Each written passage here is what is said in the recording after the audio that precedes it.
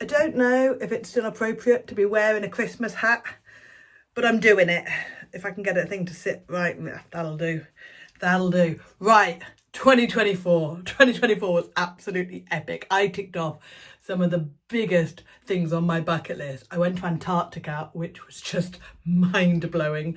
I drove all the way up to the very top of Nordkap in my own motorhome, which was incredible. I took a group of people across to Europe with me, part of the Wandering Motorhome Club, and we all went across to Europe, people who hadn't been before, and I taught them how to do that. That was awesome.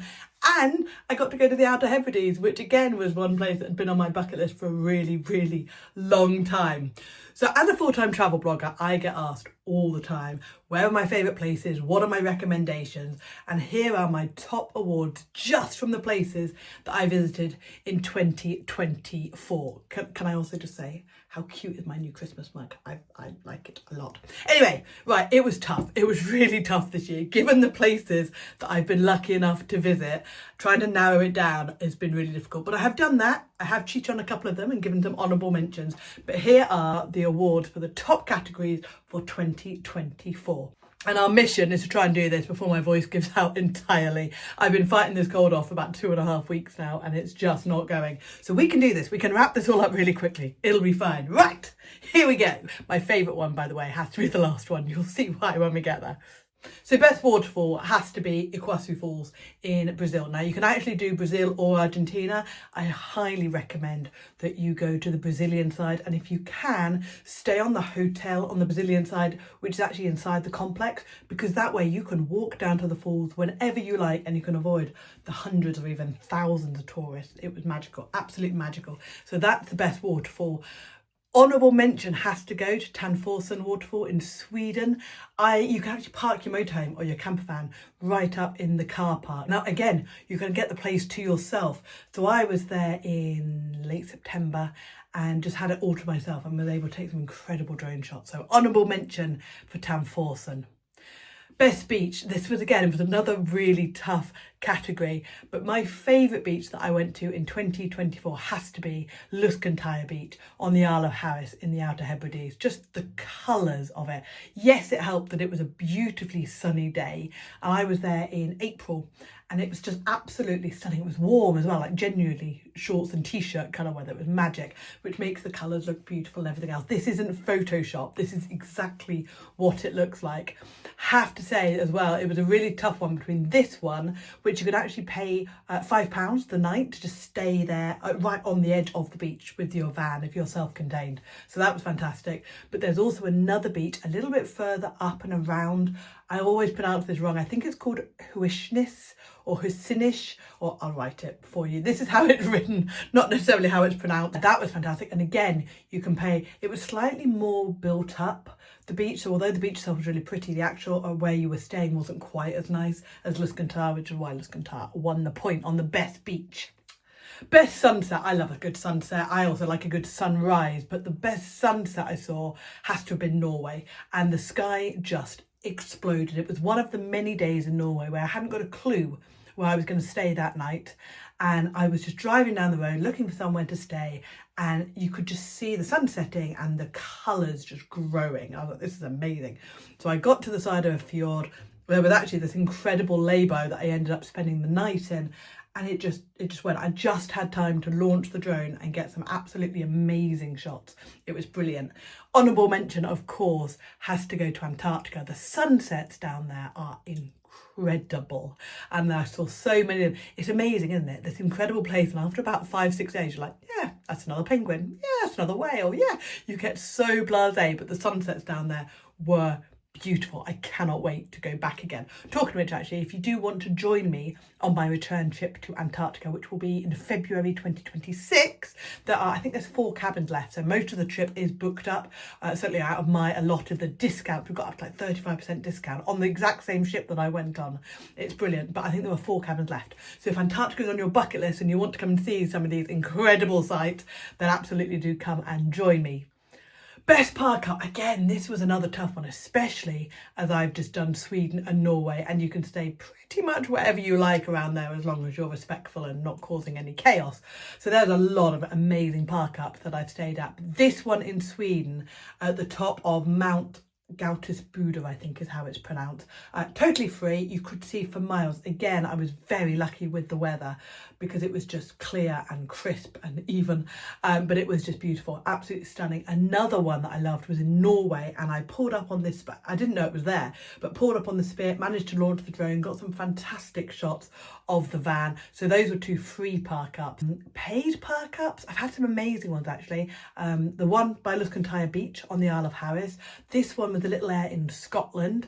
I think it was £8 for the night. That was really good. There were loads. Honestly, if you want to see all the park ups that I stayed at in both Scotland and in Scandinavia, to be fair, you can see them all inside the road trip planners. I've done one for Scandinavia, brand new this year. The Scotland one's been updated for this year with all of the Hebrides and the new places that I stayed at this year. So I'll leave the links below in the comments. You can see both of those. Cutest village. Oh, this is a tough one. I do like a cute village. Has to be Santa's village in Lapland. I mean, just for the sheer audacity of the place, but it was so cute. There were little elves everywhere, and even though there was no snow, I was there in October, I think it was just October when I was there. There was no snow, but everyone had elves. There was all the light.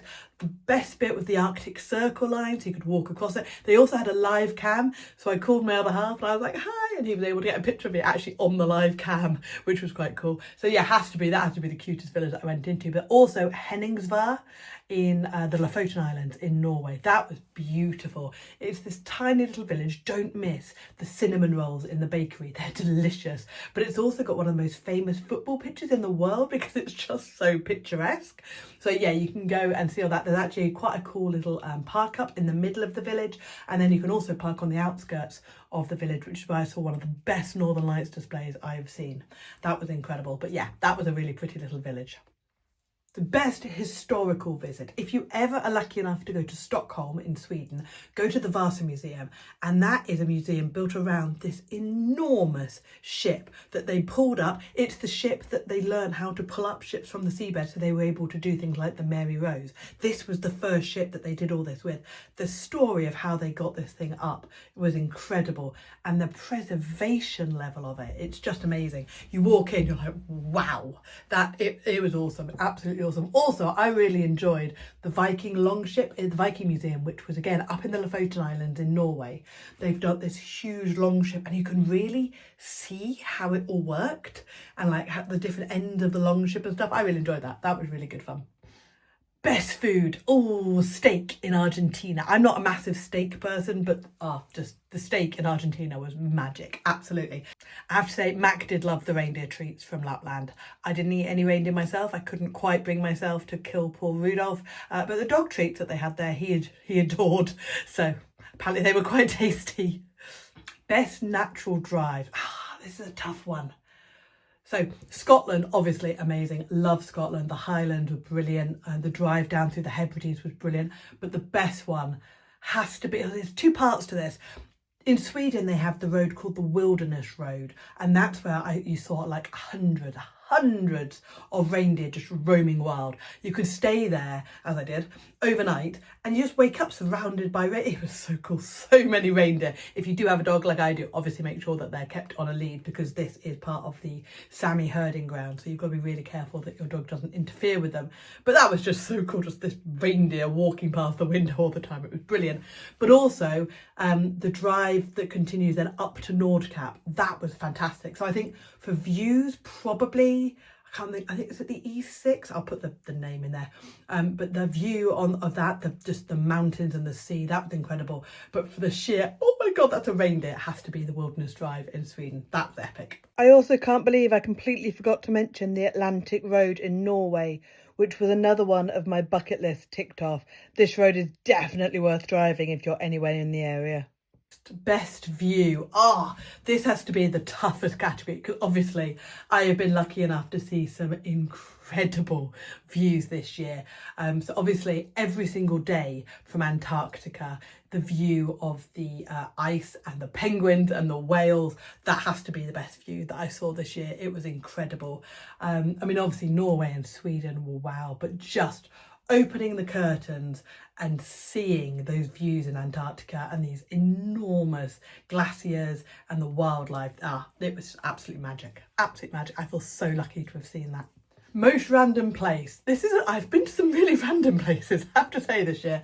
But I think the most random one, purely because it's unlike anything I've seen anywhere else, has to be the Falkirk Wheel in Scotland. And if you haven't been on it, it's a canal, part of a canal system, and you go on in a canal and you sort of go round like this, and it takes you up to the higher level, and then you can carry on. And then if you're coming from the higher level, you go down like this and you carry on. It's really fun. You can do it just as a trip. So you can turn up as a tourist. They've got fantastic motorhome parking there. You can stay overnight, which we did. And then you can just buy a ticket and go on like a trip up, and then you go down the canal, back and come back. It was really fun. So yeah, Falkirk Wheel, that was fun. I enjoyed that. Has to be the most random one, I think. Honourable mentions to the Grotto Cafe in South Shields, which is this really fun little cafe that's actually on a beach at the bottom of a cliff, and the only way down to it is either via an elevator or down lots of steps in the cliff. So that was good fun. And then, of course, the Ice Hotel in Sweden. That's one place that I think everyone should visit because it is so random and just so unlike anything else you'll see elsewhere. So that was really cool fun. Best passport stamp, without a doubt, has to be Ushuaia. And that might have won, that could have done one of the best villages, to be fair. Ushuaia in Argentina, the very, very most southern place. It's probably a town, to be fair, more than a village. But once you're in there, you can go to the post office and you can get a stamp for Antarctica and for Ushuaia. So those are my two favourite passport stamps there. They're their pride of place. And then final one, Cutest Residence. Cutest Residence has to be, the reindeer were cute, and I got to feed baby husky dogs that were training to be proper like husky sled pulling dogs. That was for you. You got to hand feed to them. Very cool. Did that at Lapland at Santa's Village. But the Cutest Residence have to have been watching baby penguins. They were about 2-3 months old, learning to swim in Antarctica, and they sort of put their heads under and they're like, I don't really know what to do. The adult penguins just leave them. So when they get to a certain age, they literally leave them, so hunger drives them into the sea. But they don't teach them how to swim. So there's all these babies, there's like a creche of 3-4 months old, and they're putting their heads under and they're flapping their little wings around. It was genius. Watched them for about 2 hours. It was so much fun. I can't wait to go back and do that again. So they're definitely the Cutest Residents. And then a personal one for me, but my proudest moment, ticking Antarctica off my bucket list was cool. That was a real effort moment a couple of years ago when I was like, I'm just going to do it. It's never going to be a good time to spend that much money, but I really want to go and do it. And I'm so, so glad I did because it was incredible. So that was magic. But I think for me, driving my motorhome all the way up to Nordkapp, especially because I did from the bottom of Sweden all the way up to Nordkapp and most of the way back all by myself. And I think dealing with all the issues that I had, but just having the courage to start it, that was a daunting trip. It's a long, long way. I did about 7,000 miles in 7 weeks. And like I say, most of it was by myself. And just, yeah, I am eternally proud of the fact that I just started the crazy trip. Admittedly, the beginning of it was part of the Wandering Motorhome Club trip. So that was cool, taking a load of people across. I'm really proud to have done that. And there are now 20 odd people who are confident to go off and tour Europe and experience everything that Europe can give them. That's a little personal win for me.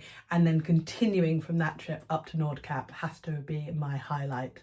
So there we go. Those are my personal travel awards for 2024. I would love to hear what your highlights are. By all means, drop them in the comments below.